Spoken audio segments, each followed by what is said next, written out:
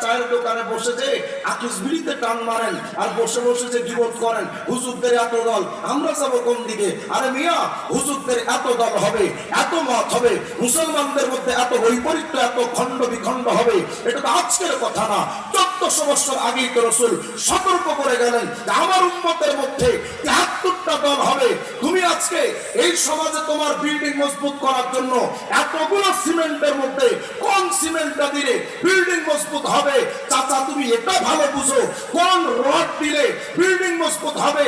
চাচা তুমি এটাও ভালো বুঝো। কিন্তু কোন হুজুরের কাছে গেলে জান্নাতে যাওয়া যাবে, কোন হুজুরের কাছে গেলে জাহান্নামে যেতে হবে, চাচা তুমি এটা বুঝো না। বসে বসে বলো হুজুরদের এত দল, আমি যাব কোন দিকে? এই কথা বললে কবরে পিটানি মাটিতে পড়বে না। নবী আলাইহিস সালাম 73টা দলের কথা আগেই বলে গেছেন, আমার উম্মতের মধ্যে দল হবে 73টা। কিন্তু সবচেয়ে ভয়ঙ্কর কথা হলো নবী বুঝাতে চান সব উম্মতের মধ্যে 73টা দল, কুল্লুহুম ফিন্নার, সব উম্মত জাহান্নামী ইল্লা মিল্লাতান ওয়াহিদা, শুধু এই 73 দলের মধ্যে একটা দল জান্নাতি। ভাবেন তো কত ভয়ঙ্কর কথা। এই সমাজে সিমেন্ট এখনো 73 প্রকার হয় নাই, রড তো 73 প্রকার হয় নাই, ধানের বীজ তো 73 প্রকার হয় নাই। কিন্তু নবী বললেন আমার উম্মতের মধ্যে দল হবে 73টা দল, কিন্তু এই সকল দলের মধ্যে শুধু একটা দল জান্নাতি। ভাবতে পারেন কত ভয়ঙ্কর ব্যাপার।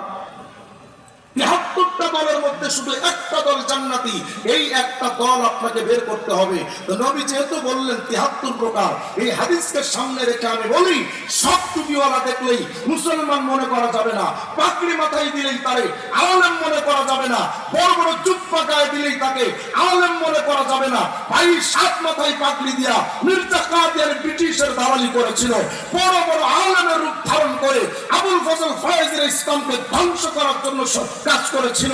আজকাল তো দেখবেন বাংলাদেশে এত বড় বড় ঘোমটা মাথায় দিয়া লাল ঘোমটাওয়ালা শায়েখরা, কখনো তারা সহিহ আকীদার নাম ধারণ করে সালাউদ্দিন আইয়ুবীর বিরুদ্ধে ফতোয়া দেয়, কখনো তারা হামাসের বিরুদ্ধে ফতোয়া দেয়, কখনো তালেবানদের বিরুদ্ধে ফতোয়া দেয়, কখনো তারা দেওবন্দি আকীদার বিরুদ্ধে প্রশ্ন তুলে বিশ্বাস করেন সহিহ আকীদার নাম দিলেও তারা বাস্তবে মুসলমানের সাথ না।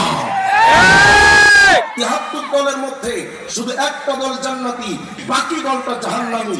এখন এই দলটা কারা? এই সিদ্ধান্তটা যদি আমি আপনাদেরকে দেই, আপনি তো আমার কথা মানবেন না। তো চলেন রাসূলুল্লাহকে জিজ্ঞেস করি, ইয়া রাসূলুল্লাহ 73টা দলের মধ্যে 72টা জাহান্নামে যাবে, একটা দল জান্নাতে যাবে। আমরা সাহাবীরা জানতে চাচ্ছি ওয়া মান হুম ইয়া রাসূলুল্লাহ, ওই দলটা কারা যারা জান্নাতে যাবে? নবী